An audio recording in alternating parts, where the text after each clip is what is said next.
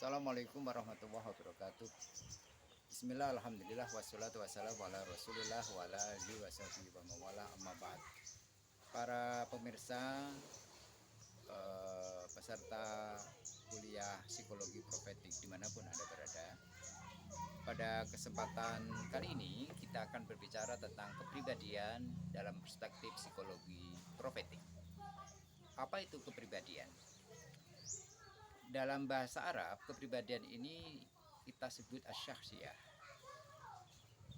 Syakhsun, pribadi, dapat yakni tak menjadi asyakhsiyah, kepribadian. Sedangkan dalam bahasa Inggris kita sebut dengan personality. Apa itu kepribadian menurut terminologi?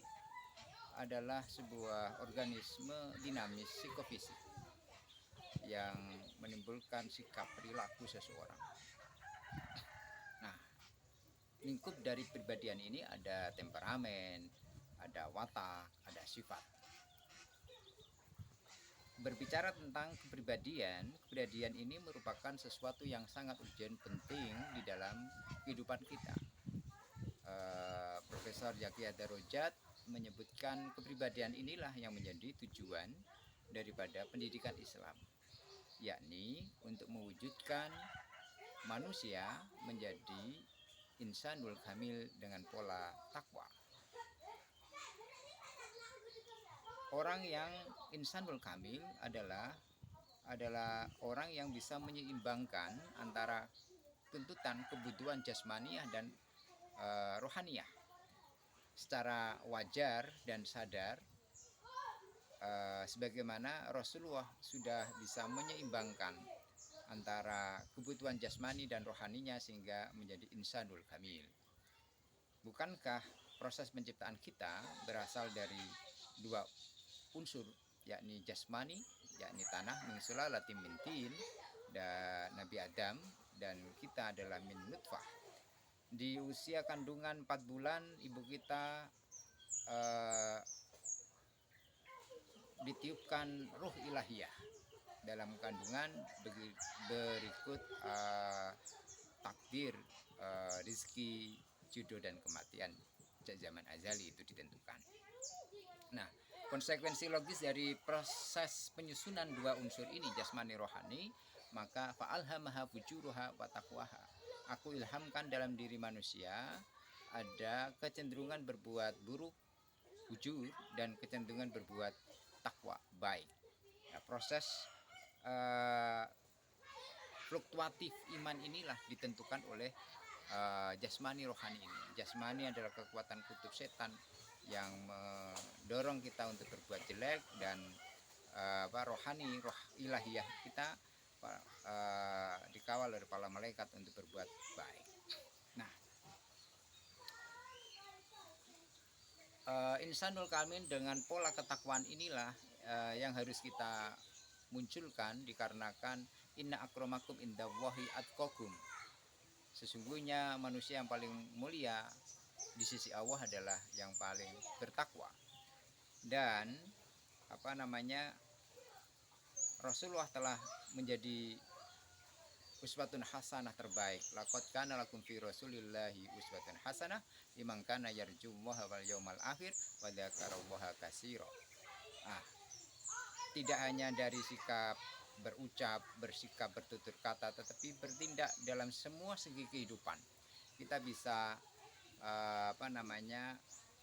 meniru, meneladani dan mengambil ibrah dari semua apa yang ada dalam diri Rasulullah, karena akhlaknya, kepribadiannya adalah khuluqul Quran. Di dalam Al-Quran sendiri, kepribadian menurut akidah itu ada 3 golongan, yakni mukmin, kafir, dan munafik.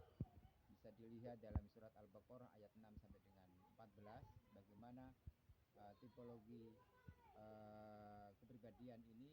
Ada orang yang beriman, ada orang yang munafik, dan orang yang kafir. Ba'dul ulama mengklasifikasikan kepribadian atau tipologi kepribadian seseorang itu keberagamaannya menjadi 5: muslim, mukmin, muslim, mukhlis dan mutakin. Orang yang muslim adalah orang yang mau berikrar baik syahadat tauhid dan syahadat rasulullah. Asyhadu an la ilaha illallah wa asyhadu anna muhammadar rasulullah. Konsekuensi logis dari pengucapan syahadatan ini adalah dia harus tunduk patuh, ikhlas menerima Allah dan Rasul sebagai Tuhan dan utusannya, dan harus mengikuti apa yang diperintahkannya. Untuk itu dibuktikan dalam bentuk keberimanan dia, di mana apa yang dia ikrarkan tadi, ikrar bilisan tasdik bil qalbi amal bil arkan, itu harus dia kukuhkan dalam hatinya dan dia buktikan dalam bentuk pengerjaan amaliyah-amaliyah. Nah, dalam pengerjaan amaliyah-amaliyah ini dia akan menjadi pribadi yang muhsin, tidak hanya membangun dengan hablum minallah saja, tetapi hablum minan nas. Dia tidak hanya soleh secara personal, tapi juga soleh secara sosial. Tidak hanya baik di dalam masjid saja, tapi keluar dari masjid dia juga harus menebar kemaslahatan kebaikan kepada semua makhluk. Nah, kesemuanya yang dia lakukan itu semata-mata adalah untuk mencari ridha Allah Subhanahu wa taala. Wa ma umiru illa liya'budu wa mukhlishina lahuddin. Ila akhirih. Kesemuanya endingnya adalah untuk mewujudkan pribadi muttaqin, bertakwa, melaksanakan perintah dan menjauhi larangan, yang kita singkat menjadi pribadi yang soleh-solehah. Alladzi yunfiquna fis sarra'i wad dharra wal kadhibina al ghaid wal 'afina 'anil nas alladzina idza fa'alu fahishatan aw dzalamu fastaghfiru li dzunubihim. Nah, pada saat dia menjadi pribadi yang bertakwa, dia memiliki kedermawanan, kecerdasan ekonomi, kecerdasan sosial. Bagaimana dia berinfak, bersedekah tidak hanya dalam keadaan sempit tapi juga pada saat lapang. Bagaimana wal kadhiminal ghaid, dia harus punya self control yang baik, tidak marah-marah, tidak emosional, tapi dia bisa kelola emosinya itu. Dan wal afinaninas, dia punya jiwa penyabar dan pemaaf. Dan pada saat dia berbuat kebaikan, kejelekan, alladzina idza fa'alu fahisyatan aw dzalamu, berbuat fahsya dan dolim, dzakarullah, maka dia ingat kepada Allah, fastaghfiru lidzunubihim, lalu dia minta ampun atas dosa-dosanya dengan taubatan nasuha.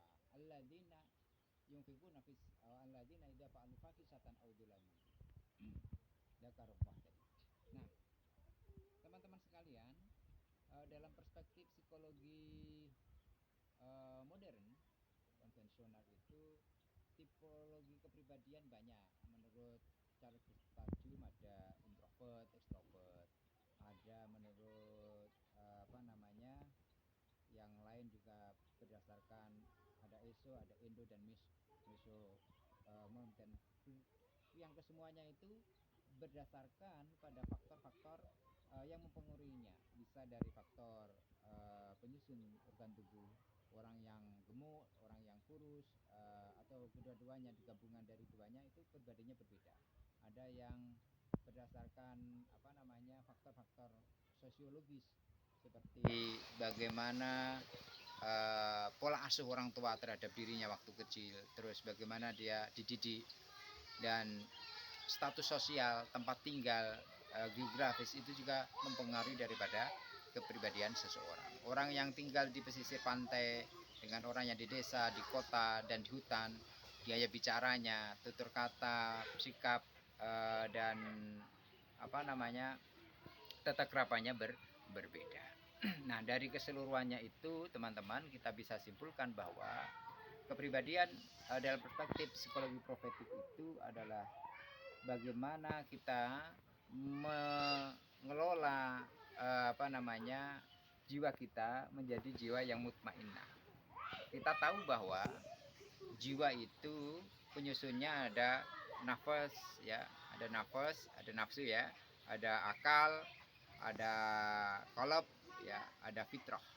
Nah, bagaimana jiwanya akan baik, ala fil jasadil mudghah fa idza sulha sulh jasadu kullu fa idza fasada fasada kullu. Bagaimana kita itu bisa membuat hati kita baik. Hati kita baik manakala akal itu mendominasi dan nafsu tunduk kepada akal. Begitu juga kalau nafsunya yang mendominasi sehingga akal kalah, maka hati kita menjadi buruk.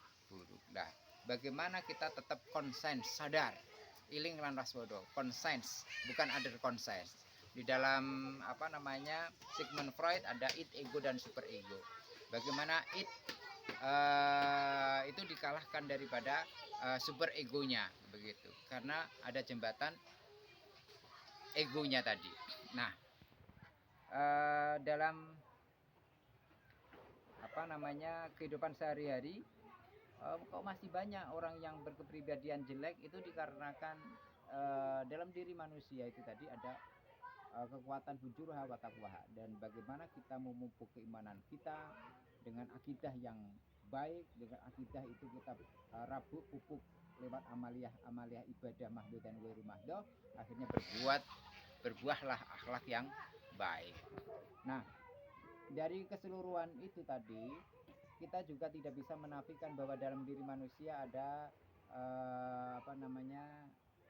unsur sab'iyah, ada bahimiyah, ada syatoniyah dan robaniyah. Bagaimana sifat-sifat kebinatang buasan, syahwat, seton yang selalu memprovokasi dan mengajak berbuat jelek itu tunduk patuh kepada robaniyah, sehingga akhirnya kita menjadi orang yang konsen, sadar dan iling waspada, sehingga menjadi beruntung. Saya kira itu yang bisa saya sampaikan. Bisa kita sambung di lain kesempatan. Mohon maaf atas segala kekurangan. Akhirul kalam. Wassalamualaikum warahmatullahi wabarakatuh.